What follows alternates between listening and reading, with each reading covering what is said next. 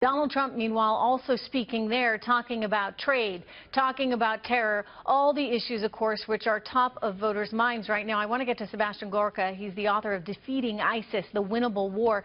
And Dr. Gorka, keep in mind, we have just seen 41 people die in that terror attack in Turkey, and Americans are scared. Yet the president, as we just heard, still labels this as xenophobia when people are talking about profiling Muslims in this country. You're shaking your head no, you don't see it as xenophobia. It's more just a reality, unfortunately, that we need to face right now.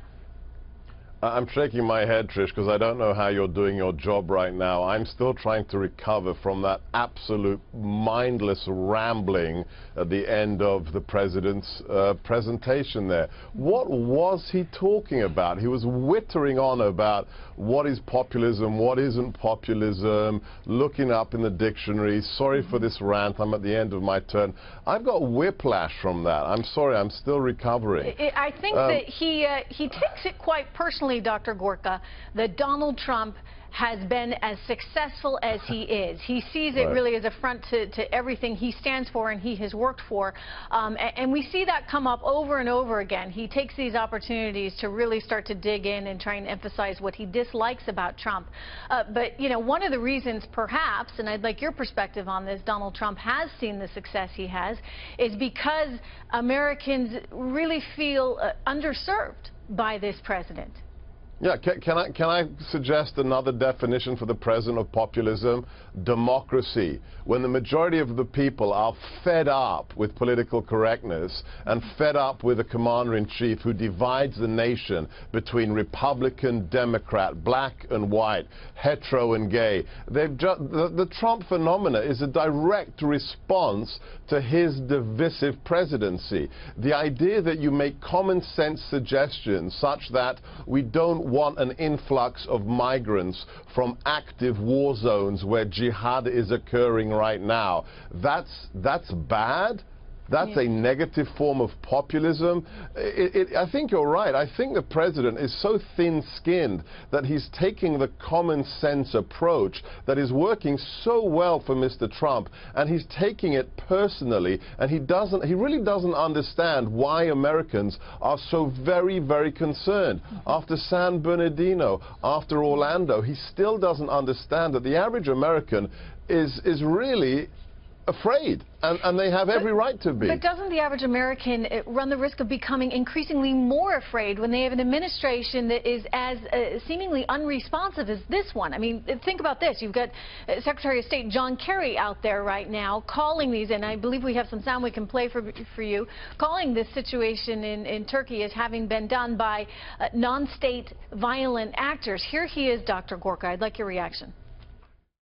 This is daily fare. And that's why I say the first challenge we need to face is countering non-state violent actors. I mean, non-state violent actors, most officials are saying that this, in fact, is actually ISIS. Why not just call them terrorists? I mean, why do we have to use this sort of coded language? Why can't we say Islamic terrorism still? You know why? Because if they admit what it is, they'll also have to admit that their strategy has failed. Look at what's going on. We've had more jihadi plots on U.S. territory last year than in any year before. ISIS is not a JV team. It has 6 million people living on its territory. It has a GDP of $500 million.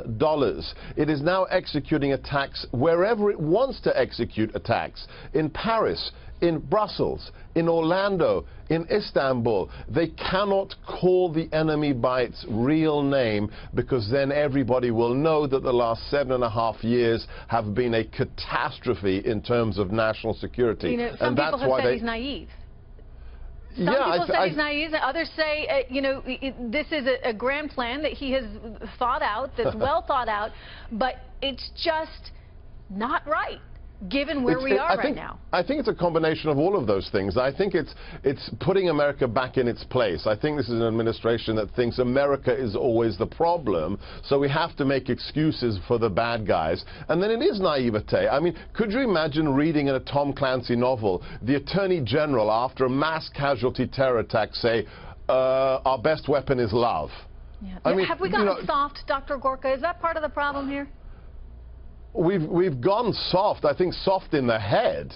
It's really a denial of reality, Trish, and it's a denial of reality that endangers Americans right now. Non-state actor, these are jihadis. These are people that want to behead you, want to behead me. They're not people who need a hug and a sing kumbaya together.